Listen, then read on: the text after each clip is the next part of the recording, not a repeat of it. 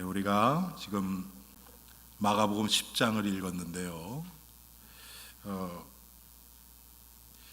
우리 성도들이 구원받고서 이 세상을 어떻게 살아가야 될지, 그 성도들의 삶의 그런 규범이라고 할까요? 그런 말씀입니다. 우리는 예수를 믿는다는 것은 다른 것이 아니라 예수 그리스도를 통해서 하나님이 우리에게 나타내 주신 그 구원의 일, 그것을 믿는 것입니다. 그게 성경의 핵심이지요. 그런데 우리가 잘못하면 구원의 핵심은 빼놓고 자꾸 다른 것, 뭔가 우리에게 맞는, 우리 육신에게 편하고 익숙한 그런 것을 찾아가기가 쉽습니다. 특별히 지금 이 시대는 더 그래요. 하나님이 예수 그리스도를 왜 보내셨습니까? 다른 것이 아니라 우리를 구원하기 위해서 보내셨습니다. 구원이 필요한 존재가 바로 우리였다는 것이에요. 그러면 구원을 받기 전에는 어떤 상태였는지를 우리가 알아야죠. 이게 잘 보여지지가 않으니까 예수를 안 믿는 불신자나 지금 구원을 받았다고 생각하는 나 자신과 별 차이를 몰라요. 여러분, 구원받지 못한 사람, 제가 이번에 우리 수련회 강사로 온 김현수 목사님하고 대화를 참 많이 했어요. 수련회 전에도 그렇고 후에도 그렇고 가면서 오면서도 얘기 많이 했고, 그런데 그 중에 하나가 뭐였냐면 바로 이 부분이었습니다. 저는 예수 믿는 가정에서 태어나서 불신자들의 삶이 어떤지를 잘 몰랐어요. 다 그냥 저 같은 줄 알았어요. 여러분 아시지만 저도 그렇고 저희 집사람도 그렇고 그렇게 인생에 큰 굴곡이 없어요. 정말 아주 찢어지게 가난한 적도 없고요. 그렇다고 부자였던 적도 없고요. 인생에 큰 정말 죽을 만한 고비 이런 것도 없었고요. 저는 이게 당연한 줄 알았어요. 그런데 제가 전도 현장이라는 것을 알고 불신자들에게 다가가기 시작했어요. 그런데 그때 하나님이 저에게 보여주신 이 불신자들의 삶은 제가 기대했던, 제가 생각했던 그 삶하고는 많은 차이가 있었습니다. 심지어 어떤 사람은 자기는 자라면서 단 하루도 자기 집에 문제가 없었던 적이 없었다 그럴 정도로, 야, 진짜 그럴까? 그런데 얘기를 들어보니까 진짜 그래요. 완전 가정이 풍지박산나고 이 내면적인 갈등과 정말 죽지 못해서 살아가는 그런 사람들을 많이 보게 됐습니다. 여러분, 이게 복음이 없는 하나님의 진노 아래에 있는 인생들의 모습이에요. 거기는 참 행복이 없습니다. 참 평강이 없습니다. 잠깐 가진 것 같은데 얼마 안 가요. 그 다음에는 더 큰 문제가 옵니다.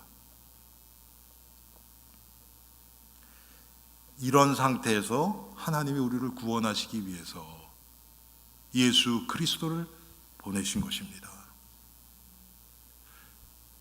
우리가 이거를 알고 예수님을 묵상하는 것과 잘 모르고 예수님을 묵상하는 것은 차이가 너무 많아요.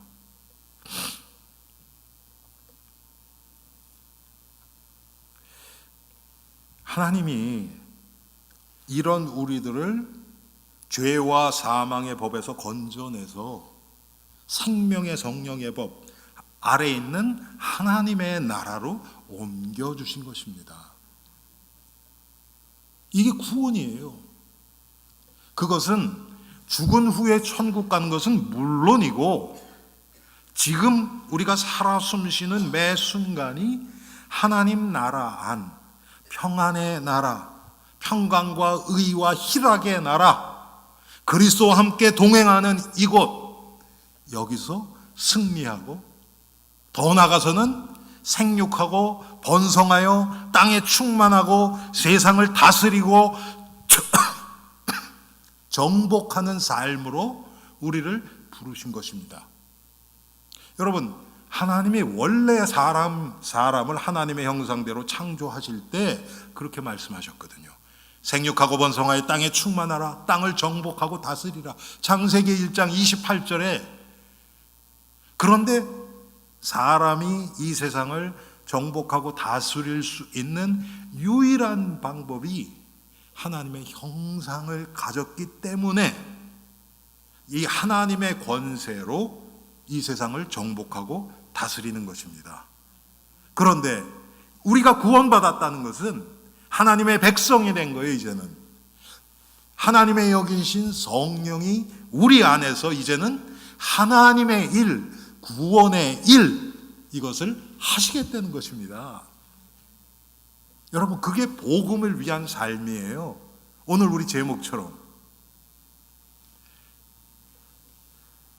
많은 사람들이 구원받았다 그러면 천국 가는 것만 생각해요.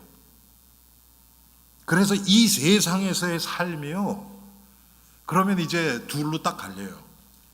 이 세상에서는 그냥 즐기고 그러다가 죽을 때 그냥 천국 가면 되지, 나 예수 믿었는데 뭐, 이렇게 육신적으로 빠져버리든지, 아니면 여러분, 우리 아마 60년대에 우리가 많이 불렀는지 70년대 많이 불렀는지, 세상 등지고 십자가 지네.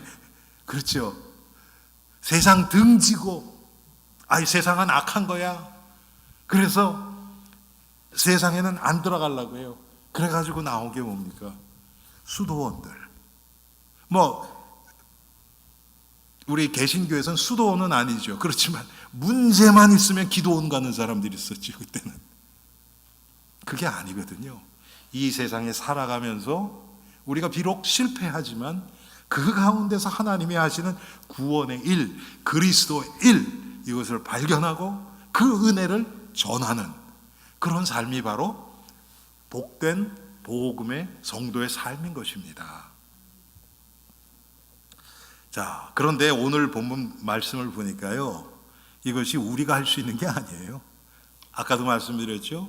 우리 스스로는 이것을 할 수 있는 힘이 없어요. 이게 하나님의 은혜로 되어지는 것입니다. 내가 그리스도 안에 있을 때, 내가 성령의 인도를 받을 때 이런 일이 되어지는 것입니다. 자, 그래서 구원받은 하나님의 백성은 누구나 그리스도의 제자입니다. 여러분, 착각하지 마세요. 나는 제자는 안 하고요, 목사님, 나는 그냥 성도하고 그냥 구원받고 천국만 갈래요. 그런 거 없어요. 여러분, 성경에 그런 구분이 없습니다. 예수를 믿었다면 성령이 안에 계시기 때문에 누구나 그리스도의 제자고 누구나 그리스도의 증인이에요. 이것을 위해서 살아가는 겁니다. 복음을 위해서 살아가는 것입니다. 그런데 오늘 본문에 보니까 우리가 지금 이 이야기를 다 읽지를 않았습니다. 여러분, 17절부터 보면 어떤 청년 하나가 주님 앞에 나와서 질문을 합니다. 선생님, 내가 무엇을 해야 영생을 얻으리까? 그렇게 질문을 해요. 그랬더니 예수님이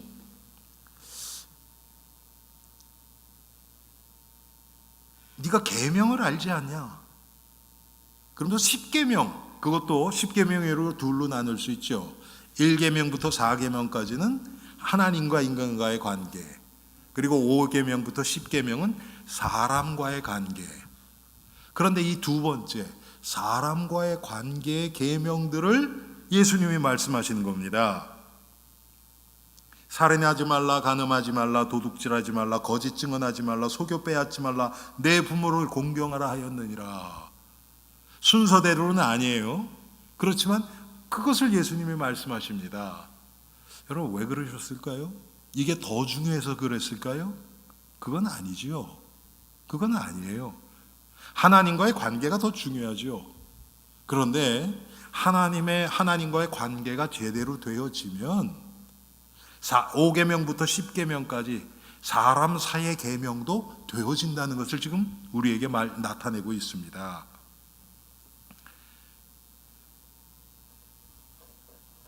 그랬더니 이 청년이 뭐라 그럽니까? 이것은 내가 어려서부터 다 지켰나이다. 다 지켰대요, 어렸을 때부터. 그런데 이 청년이, 예수님은 다 아시죠. 그를 보시고 사랑하사 이르시되 내게 아직도 한 가지 부족한 것이 있으니. 여러분, 한 가지만 부족했겠습니까, 이 청년이? 그럴 리가 없죠, 그렇죠? 예수님이 그 중에서 제일 지금 묶여있는 부분, 그거 하나 딱 얘기하신 것입니다. 내게 있는 거 다 팔아 가난한 자들에게 주라. 그리하면 하늘에서 보화가 내게 있으리라. 그리고 와서 나를 따르라. 이번에 우리 집회 때도 그 목사님이 얘기하셨죠. 전 처음 들었어요, 그 얘기도. 자기가 15살인가 예수를 믿었는데 주님이 나를 위해서 십자가에 자신을 내어주셨구나. 이제는 나도 이 목숨 주님을 위해서 살아야지. 그런 얘기 저한테 한 번도 한 적이 없어요. 그런데 그런 마음을 가졌다 그러잖아요. 여러분, 이게 정상적인 성도의, 구원받은 성도의 반응입니다. 왜 그렇습니까? 예수님이 나를 위해서 생명을 주셨는데 내게 내 것 아닌데, 예수님이 피값으로 나를 사셨는데, 그래서 예수님을 우리가 다 주님이라고 부르잖아요. 나의 주인, 나의 주인인데 내게 아니라는 거예요. 나의 시간과 나의 달란트 재능과 나의 가정과 배경과 나의 재물과 나의 미래와 나의 생명까지 내게 아니에요. 예수님 겁니다. 할 말이 없죠.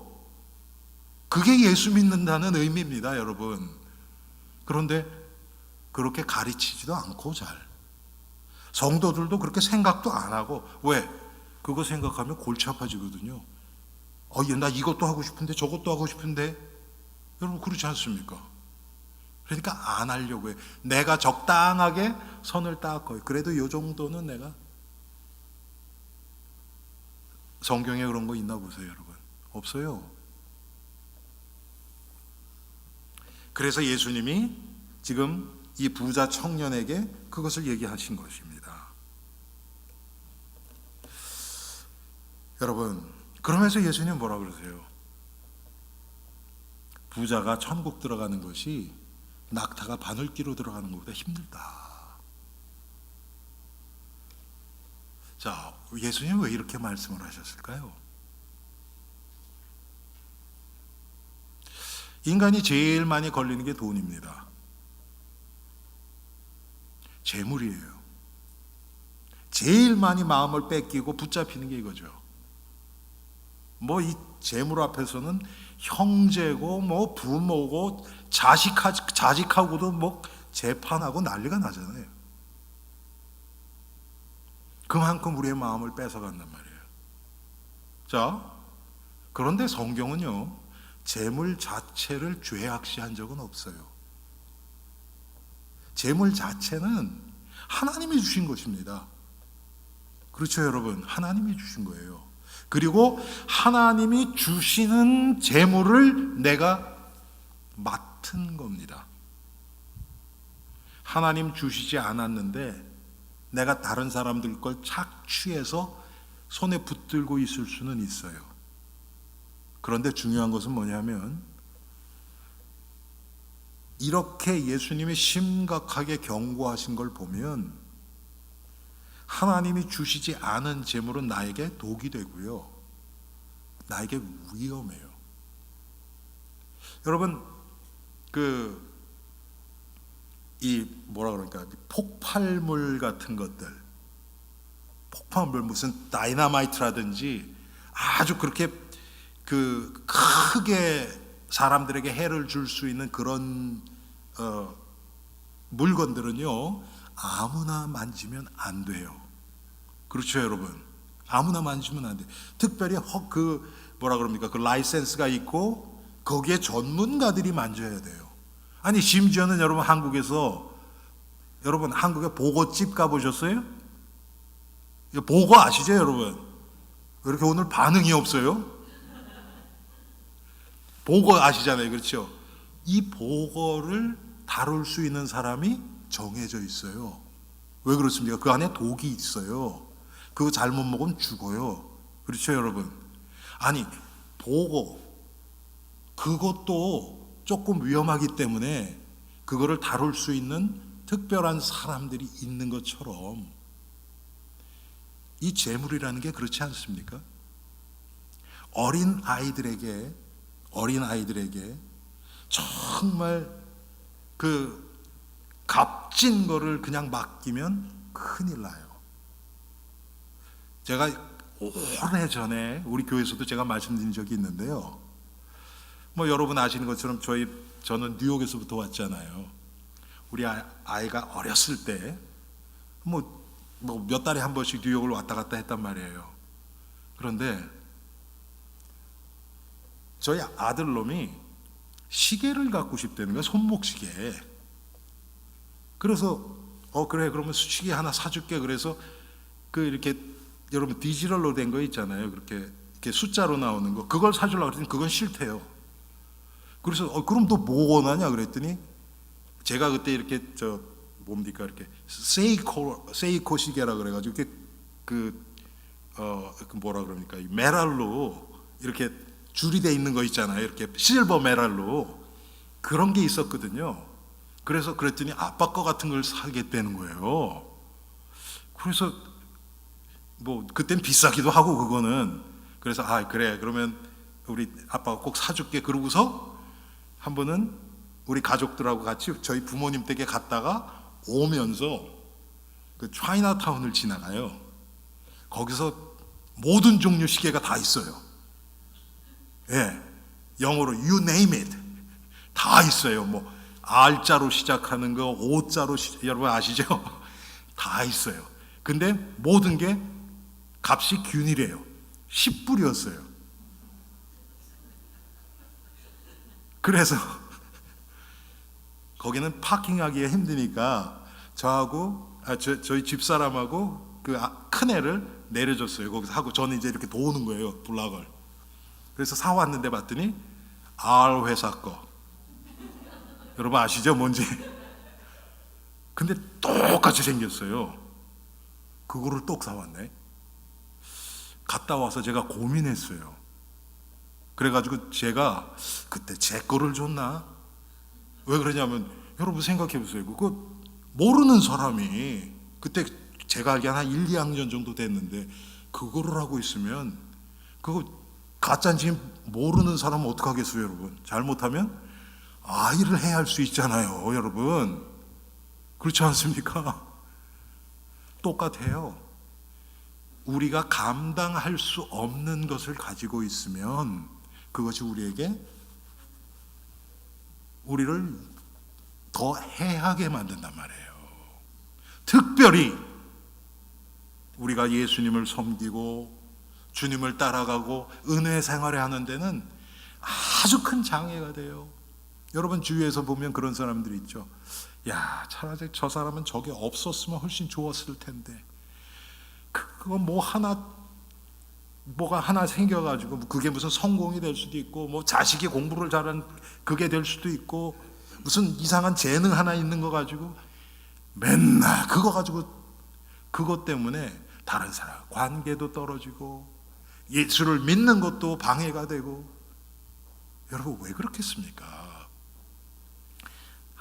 인간이, 특히 성도가 가장 하나님 앞에서 행복하고 이상적인 삶은 하나님이 주신 것 안에서 감사하고 만족하고 살아가는 거예요. 할렐루야. 그런데 우리 욕심이 그렇습니까, 여러분? 항상 그거 다른 거. 내 하나님의 하나님이 허락하신 거 조금만 더 우리 이렇게 만든단 말이에요. 특별히 이 재물은, 여러분, 제가 가끔 물어보잖아요. 얼마 있으면 행복하시겠어요? 예? 값으로 안 된다니까요. 안 돼요. 제가 20대 때 저는 좀 호기심이 많아요. 그런데 가끔 가다 보면, 그런데 저는 감사한 게 호기심은 있는데 사행심은 없어요. 전 이게 너무 감사해요. 하나님 앞에. 사행심 알죠, 여러분? 이게 도박하고 이렇게 하나 놓고 열 먹고 이런 거 있잖아요. 그게 사행심이라 그러는 거거든요. 근데 하나님이 감사하게 저한테는 그 마음을 안 주셨어요. 저는 한 번도 제 돈 주고 복권을 산 적이 없어요. 그런데 가끔 가다 보면 신문에 나잖아요. 요번에 복권이 최고 기록돼가지고 이게 얼마짜리가 얼마, 이번에 당첨되면 얼마다, 몇 억이다, 이렇게 나오잖아요. 근데 호기심은 있으니까, 야, 저 돈이 나한테 있으면 어떻게 될까? 그럼 이제 계산을 한단 말이에요. 그래, 예수를 믿으니까 11조 1산 드리고. 자, 이게 말도 안 되는 얘기죠. 그렇죠? 하여튼 그래가지고 이렇게 하고, 그래, 형제 자매들도 조금 나눠주고 이렇게 하고, 항상요 끝에 가서 모자라요. 항상 모자라요. 그게 인간의 욕심입니다. 그게 욕심이에요. 그런데 중요한 것은요, 우리가 특별히 속기 쉬운 게 뭐냐면, 구약 성경에도 그런 식으로 표현이 되어 있고요, 유대인들은 특히 물질이 많은 부자는 하나님이 축복하셔서 물질이 많아졌다고 믿었어요. 그래서 유대인들이 그렇게 악착같이 돈을 모으려고 그러는지도 몰라요.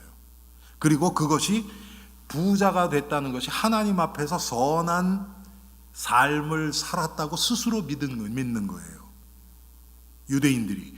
근데 여러분, 구약에 보면 하나님이 때때로 그렇게 축복도 하셨어요. 여러분, 아브라함을 보시고 이삭을 보시고 야곱도 그렇고, 특별히 족장시대에 그때 보면 그런 것들이 많이 나온단 말이에요. 눈에 보이는 가시적인 것을 가지고 하나님의 축복을 나타내기도 하셨어요. 구약에는 특히 장수,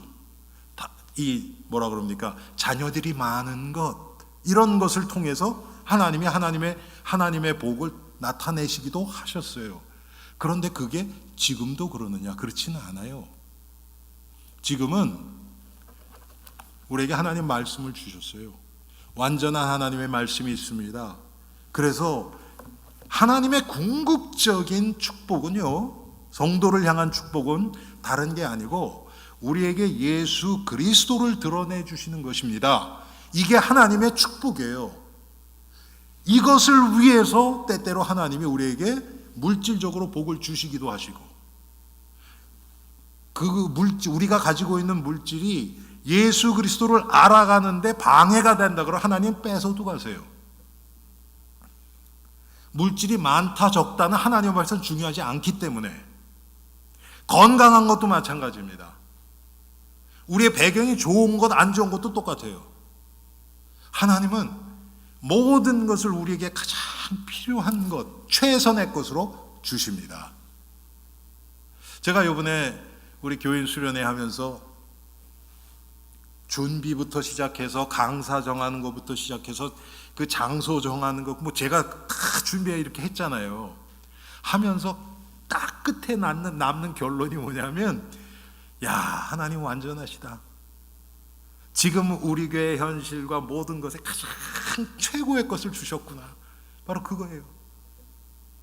그래서 진짜 감사했습니다. 하나님은 우리를 그렇게 인도하세요. 그래서 내가 많이 가졌다 안 가졌다, 벌써 이거에 대해서 관심이 있어서 그게 내 삶의 중심이 돼버리면 우리는 하나님이 기뻐하시는 게 아니에요. 그래서 제가 항상 그렇게 말씀드리죠. 성경에서 말하는 부자가 누구냐? 제가 항상 여러분에게 말씀드리죠. 단 100불이라도 내 거라고 생각하는 사람은 부자예요. 그런데 내 세이빙스에 지금 수억 불이 있다고 하더라도 그것이 내게 아니고 하나님이 나에게 맡겨주셨다는 것이 믿고 그렇게 사용할 수 있는 사람은 부자 아니에요. 그러니까 이게 금액을 얘기하는 게 아닙니다, 여러분. 금액이 아니에요. 여러분이 내가 얼마나 지금 움켜쥐고 있느냐 이거예요.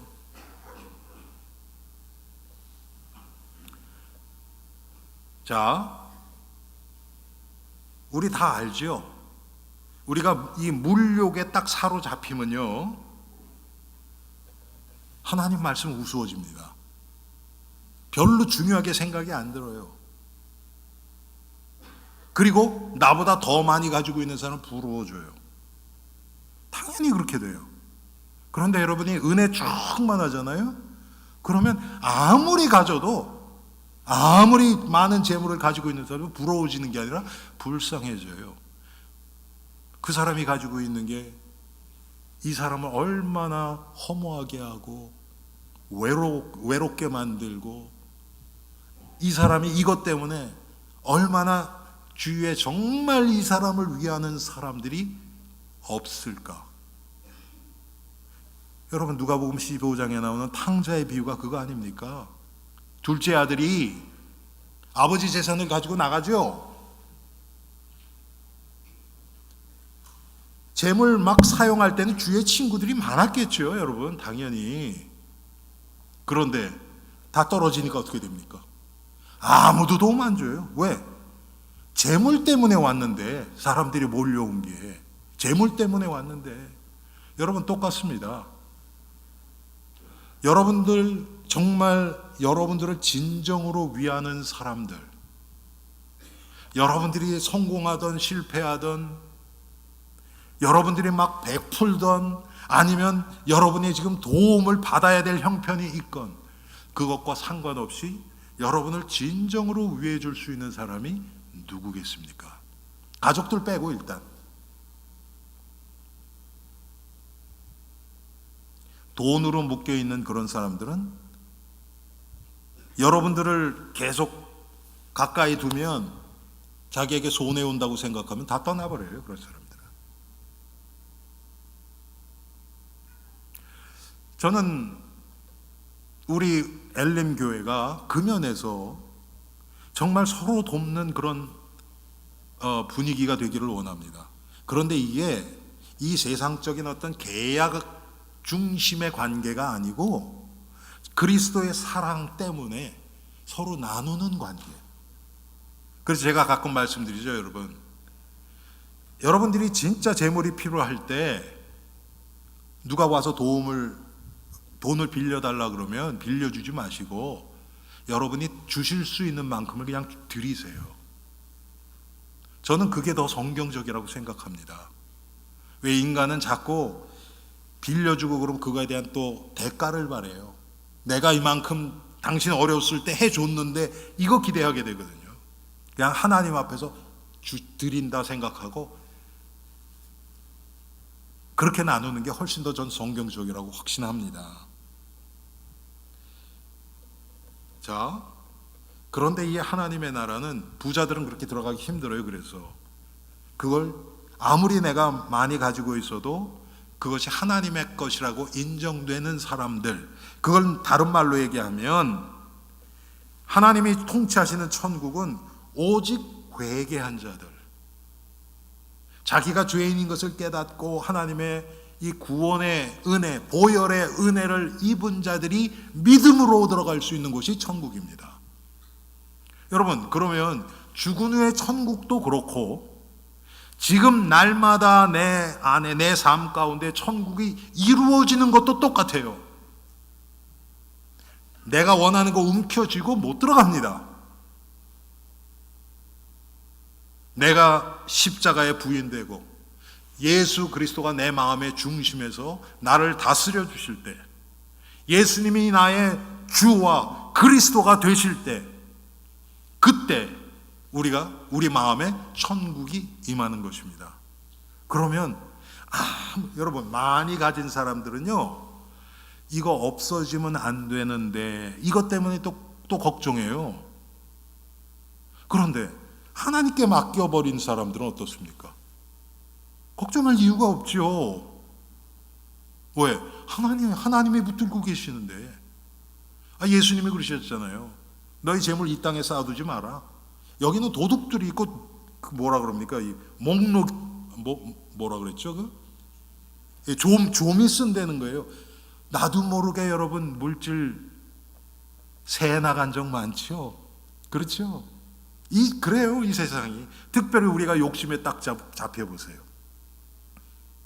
여러분, 아마 다 경험이 있으실 거예요.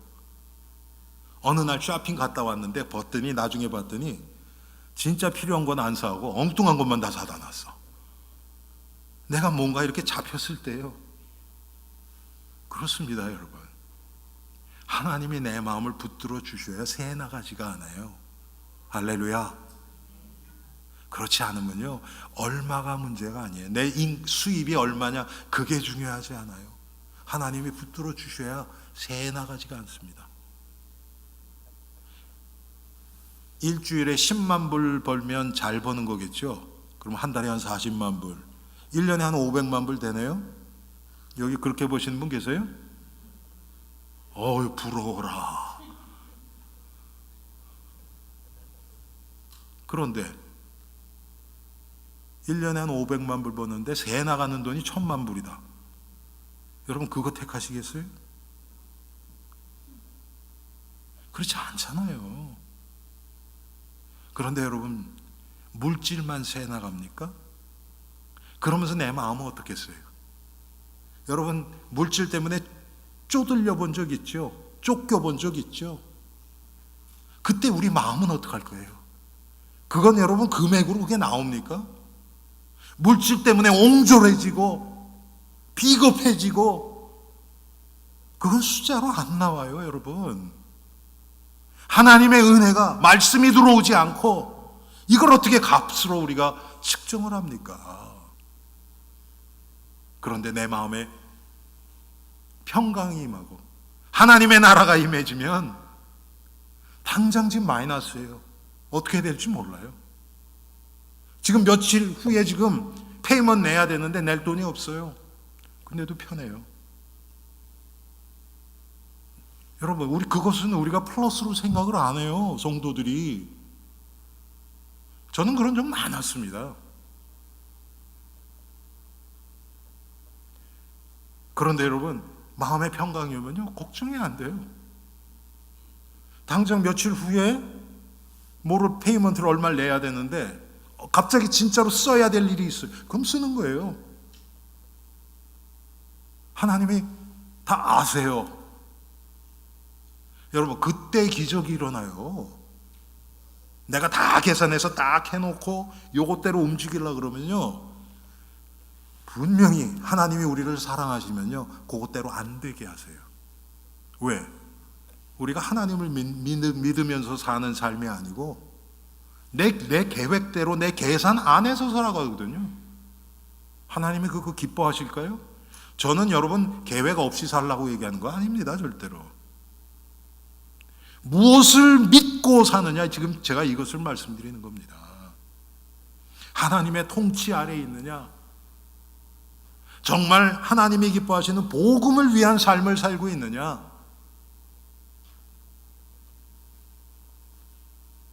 그래서 하나님의 나라는 여러분, 우리 육신 기준으로 보면 낙타 바늘기로 들어가는 것보다 힘들다 그랬어요.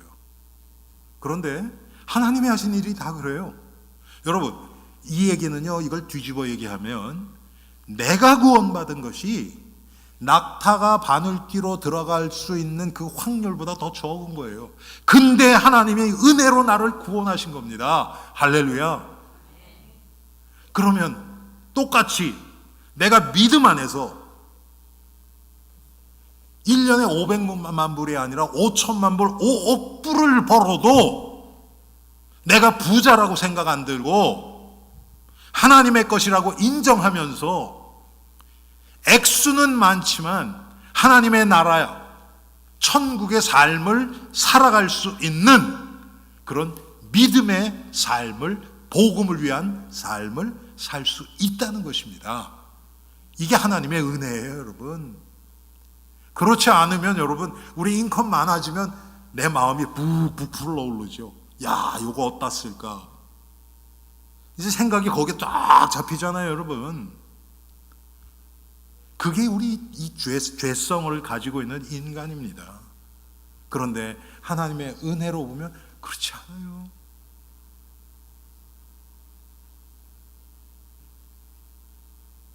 저는 어제 우리 김현수 목사님한테 전화 왔어요.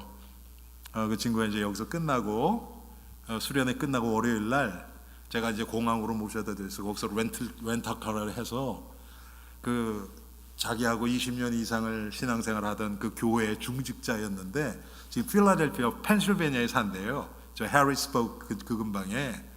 그래서 차를 거기 가서 거기서 수요일까지 있다가 어머니가 그 뉴욕 근방의 뉴저지에 사세요.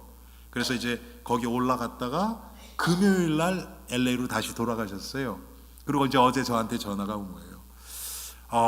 저하고 또 한 시간 정도 전화하면서 정말 서로 얼마나 감사한지, 예, 너무너무 감사한 거예요.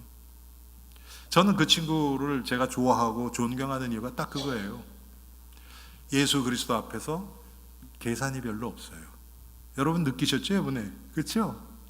계산하고 사는 친구가 아니에요. 정말 감사하더라고요. 여러분, 그게 믿음입니다. 여러분, 계산 안 한다 그래서 무계획으로 산다는 그런 의미가 아니에요. 내가 계획을 세울지라도 하나님이 은혜로 나를 이끄시는 대로 순종하면서 가는 거예요.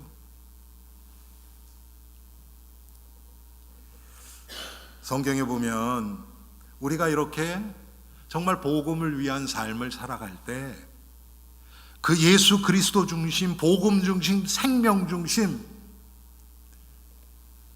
이런 기준으로 살아갈 때 그걸 제자의 삶이라고 얘기를 하고 그 제자들에게만 주시는 축복이 있습니다.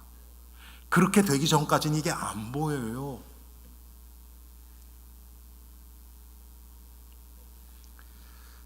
여러분, 우리에게는요, 고린도전서 6장 3절에 보면 천사들도 판단할 수 있는, 이 세상은 말할 것도 없고 천사들도 판단할 수 있는 권세를 우리에게 주셨대요. 제자들에게. 여러분, 천사들이 무엇을 위해서 일합니까? 여러분 가만히 생각해 보세요. 천사들이 왜 있어요? 물론 하나님을 찬양하고 하나님을 경배하고 하나님의 심부름을 해요. 성경에 보면 그런 거 많이 있죠. 기도의 응답을 가지고 오기도 하고요. 그런데 우리 주위에도 천사가 있어요. 하나님이 천사를 동원해서 우리를 도우세요. 그럼 어떨 때 돕겠냔 말이에요. 우리가 딴짓할 때 와서 돕겠습니까? 아니죠. 하나님의 나라, 복음을 위해서 우리가 살아가려고 할 때 그때 천사가 돕는 거예요.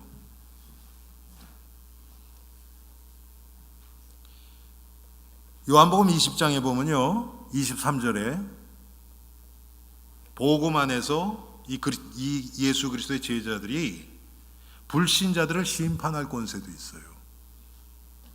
불신자들이 몰라서 우리를 막 공격하지, 여러분 제대로 알면 성도들을 욕하실 수가 없어요. 왜? 우리가 그들을 심판할 수 있다고 성경이 얘기하거든요. 심지어는 20장 23절에 보면요, 너희가 네 죄든지 사하면 사해질 것이요 그대로 두면 그대로 있으리라. 아니 여러분, 아니 우리가 뭔데 남의 죄를 사하든지 아니면 그대로 두든지, 예수님이 하신 말씀이에요. 제자들에게. 말이 안 되죠, 여러분. 그렇지 않습니까? 근데 이게 성경 얘기예요, 성경 얘기.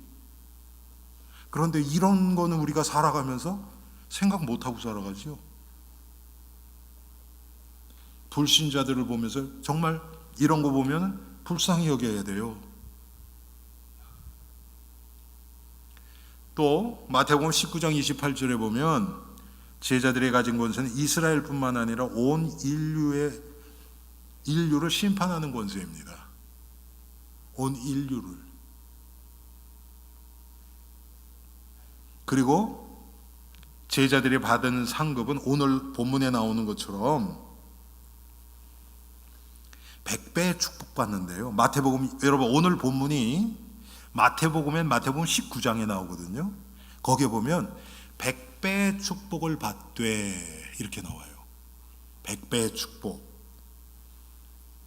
여기 오늘 본문에는 30절에도 나오죠. 그렇죠? 그리스도의 제자들에게는 100배의 축복이 온다는 거예요. 그런데 핍박을, 박해를 겸하여 받고, 요거 없었으면 좋겠는데. 그렇죠, 여러분? 근데 이게 없으면 100배의 축복이 아까 제가 말씀드렸던 것처럼 우리 욕심을 위해서 쓰여질까봐 하나님이 그거 빠져나가지 않도록 딱 담을 쳐준 겁니다. 여러분, 이게 하나님의 사랑이에요. 우리는 어려움 없으면요 예수 그리스도 안 찾습니다. 여러분 아시잖아요, 그렇죠? 그래서 조금 내가 딴짓하려 그러면 어려움이 오는 거예요. 하나님이 우리를 사랑하셔서 그런 것입니다. 참 이 하나님의 하시는 일들 보면 이 제자들에게 주신 축복, 이 모든 것의 근원은 어디 있습니까? 하나님이 우리를 사랑하시는 사랑에서 오는 거예요. 한마디로 얘기하면 모든 성도들이 누리고 우리가 이 땅에서 정복하고 다스릴 수 있는 그 가장 깊은 곳에 뿌리는 뭐냐면 영원한 생명입니다. 영생에서 오는 거예요. 구원에서 오는 겁니다. 그런데 구원은 예수 그리스도를 통해서만 오잖아요, 여러분. 그래서 지금 우리가 이 세상에서 누릴 수 있는 것이 예수 그리스도와 나와의 관계, 한마디로 얘기하면 임마누엘의 축복 가운데서 모든 이런 축복과 권세가 흘러나오는 것입니다. 예수님과의 관계에서. 그런데 여러분, 우리가 신앙생활하다 보면 예수님과 상관없는데도 하나님이 주셨다고 할 때 많잖아요. 그것은 하나님이 주셨는지 확인할 길이 없고, 첫째는 또 그것이 여러분 마귀도 우리에게 물질적 축복 줄 수 있어요. 우리 속이느라고. 마귀도 능력을 행할 수 있어요. 마귀도. 여러분 한국에서 이 굿하고 막 이런 것들이요 뭡니까? 더 큰 귀신을 불러다가 작은 귀신을 내쫓는 거예요. 그래서 한국의 의사들은 알아요, 다. 의학적으로 진단은 안 나오는데 계속 고통당하는 사람이 있어요. 무병이라 그래요. 한국 의사들이 얘기하더라고요. 미국 의사들은 몰라요, 이거. 왜 그렇습니까? 의대에서 안 가르치거든, 이건. 그렇지 않습니까, 여러분? 근데 시달리는 거예요. 시달려요. 자기는 막 괴로워 죽어요. 근데 병원에 가서 뭐 아무리 조사를 해도 안 나와요. 그 사람이 귀신을 받잖아요, 여러분. 그러면 그 증상이 딱 멎어버린다니까요.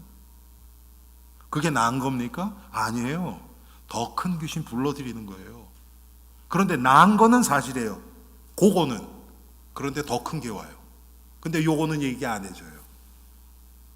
귀신이 항상 그렇습니다, 여러분. 그런데 하나님이 주시는 축복은 그렇지 않아요.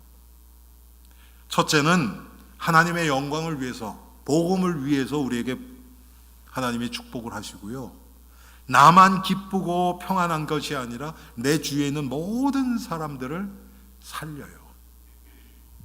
참, 이 세상 것은 그렇지 않아요, 여러분. 사촌이 밭을 사면 어때요? 배가 아프죠. 그게 이 세상 기준이에요, 여러분. 남의 떡이 커 보이죠. 여러분, 그게 이 세상 기준입니다. 그런데 하나님이 주시는 건 그렇지 않아요. 마치 자기가 먹으려고 가져왔던 어린아이가 자기의 점심을 예수님께 드리잖아요. 그렇죠? 그랬을 때 그것 가지고 아기는 먹었을까요? 안 먹었을까요? 먹은 정도가 아니라 성경에 나와요. 다 배불리 먹고 아마 아이도 자기가 갖고 왔던 것보다 더 많이 먹었을 거예요. 그렇죠? 여러분, 이게 하나님이 하시는 겁니다. 내 것이라고 나눌 때, 사랑하는 형제들 자매들과 그리스도 안에 있는 형제 자매와 나눌 때 하나님이 오병이어의 기적을 일으키십니다. 우리 성도님들 다 아시잖아요. 여러분, 우리 교회에 지금 성도님들의 어떤 뭐라 그럴까요? 뭐 숫자나 아니면 우리 최 장로님하고 재종부장이시니까 여러 번 얘기하거든요. 우리 교회 성도들의 이렇게 모습들이나 지금 하고 있는 거나 경제 수준이나 이걸로 봐서는 우리 교회가 이게 운영이 될까? 근데 여러분, 몇 주 전에 우리 선교비 2만 불 더 올렸잖아요. 그렇죠? 이게 말이나 됩니까? 하나님이 하시는 거예요. 이거 뭐 계산을 하면 안 나와요. 이거 하나님이 하시는 겁니다. 그래서 우리가 정말 하나님이 내가 작은 것 드렸을 때 하나님이 이것 가지고 놀라운 일들을 벌이시는구나. 그래서 특별히 여러분, 오늘 30절에도 현세에 있어 집과 형제와 자매와 어머니와 자식과 전토를 100배나 받되, 그런데 아무에게나 이것 그냥 주는 게 아니죠. 그 전에 보면 29절에 나와 복음을 위하여 집이나 형제나 자매나 어머니나 아버지나 자식이나 전토를 벌인 자는, 한마디로 얘기하면 그 모든 것이 내 거가 아니라는 것을 인정하고 하나님에게 맡긴 자를 통해서 이런 일들이 100배의 축복이 일어난다는 겁니다. 여러분, 그 정도가 아니고요, 우리가 영생을 소유한 영생의 삶은 성도가 하나님이 우리에게 주시는 가장 큰 상급이에요. 모든 것이 여기서부터 나와요. 하나님의 자녀가 되었다는 것, 예수 그리스도가 지금 성령으로 내 안에 내주하시고 내 안에서 역사하시고 나를 인도하고 계시다는 것, 이게 믿어질 때 성령이 사실적으로 나를 통해서 역사하세요. 그러면 나에게 마음의 평강도 주실 뿐만 아니라 베풀 수 있는 그런 마음도 주시고 은혜도 주시고 또 베풀 수 있도록 채워도 주시고.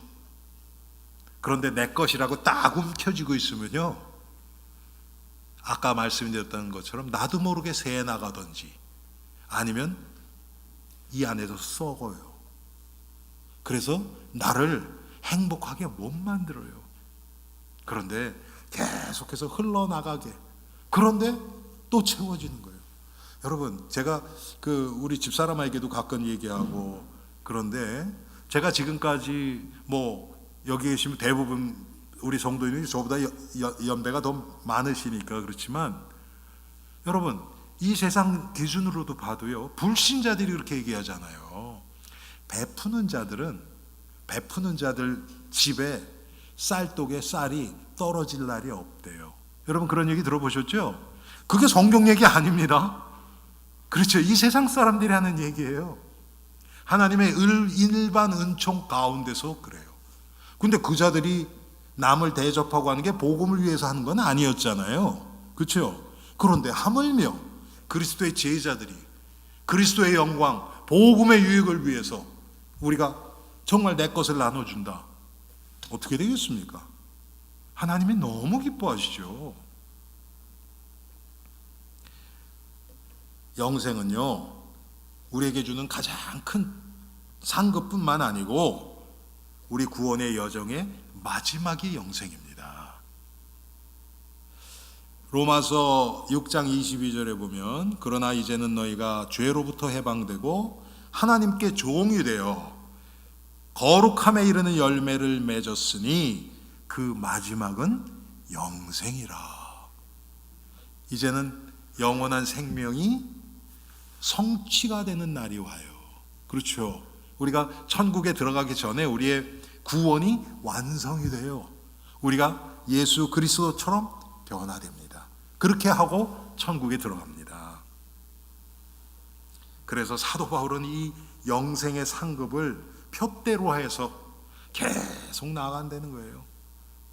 나는 내가 지금 다 이뤘다고 생각하지 않는다. 하나님의 부르신 그 부르심의 상급을 위해서 내가 달려가는 것뿐이다. 빌립보서 3장에 얘기하잖아요, 여러분.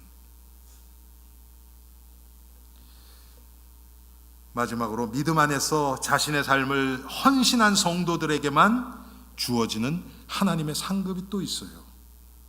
그게 뭐겠습니까? 내가 무엇을 심었냐에 따라서 열매가 맺는다 그랬어요. 갈라디아서 6장에 보면 너희가 무엇으로 심든지 그대로 거두리라. 하나님의 영광을 위해서 내 삶을 드린 자에게는요, 우리가 축복받는 건 물론이고 우리 후대들에게까지 그 축복이 계속 내려갑니다. 제가 이번에 우리 김현수 목사하고도 그런 얘기를 참 많이 했어요. 여러분, 정말 우리 후대들이 나보다 더 복음에 깊이, 예수 그리스도를 더 깊이 알고 더 귀하게 사용되고, 여러분 그러기를 원하는 마음이 있잖아요. 우리가 그것도 없으세요? 그런데 그렇다면 우리가 그것을 위해서 심어야 될 거 아닙니까? 예? 제가 어제 우리 김현수 목사님한테 부탁을 했어요. 그게 뭐냐면, 우리 교회는 교단에 속해 있지 않기 때문에 제가 교류할 수 있는 목사님들이 이렇게 되게 이렇게 한정이 돼 있어요. 근데 그분은 뭐 한 30년 이상을 교단에 속해 있던 목사님이니까 저보다는 훨씬 더 많이 알죠. 그래서 정말 좋은 부교육자 있으면 소개해달라 그랬어요, 제가. 예, 그리고 거기서 같이 기도해달라 그랬어요. 그랬더니 아주 자세하게 물어보더라고요. 예, 연령대는 어떤 정도 돼야 되느냐, 뭐 여러 가지를 물어보더라고요. 그래서 뭐 너무 나이 많으면 좀 그렇지만 어느 정도. 그랬더니 찬양 인도도 하면 좋으냐, 인도할 수 있으면 좋죠. 그런데 그건 절대적인 건 아니잖아요. 그래서 제가 그랬어요. 맞아, 결론적으로 다른 거 다 중요하지 않고 정말 예수님 사랑하고 영혼 사랑하는 사람이면 됩니다. 맞지 않습니까, 여러분? 그랬더니 자기가 기도하겠다 그러더라고요. 여러분, 우리 후대들에게 뭐를 남겨야 되겠습니까? 우리가 이 복음의 삶, 우리 자녀들이 우리가 나중에 천국 간 후에 우리를 딱 생각했을 때, 우리 엄마 아빠는 정말 복음을 사랑하는, 정말 주님을 사랑하는 사람이셨어. 그래서 내가 부모님 살아계실 땐 잘 몰랐는데 지금 생각해 보니까 하나님이 이분들을 이렇게 인도하셨어. 여러분, 그런 소리 듣고 싶지 않으세요? 우리 엄마 아빠 보니까 잔머리가 잘 굴러가고 이럴 땐 이렇게 하고 저럴 땐 저렇게 하고. 여러분, 그런 것만 남기면 어떻게 되겠습니까? 우리가 믿음의 우산을, 복음을 위한 우리의 삶을 보면서 우리 자녀들이 예수 그리스도를 발견할 수 있도록 우리가 날마다 나 자신을 쳐서 복종시키며 정말 하나님 앞에 붙들리는 복된 삶을 사는 우리가 되기를 바랍니다. 우리가 오늘 이 말씀을 생각하면서 우리 한 3분 정도 함께 한 목소리로 기도합니다.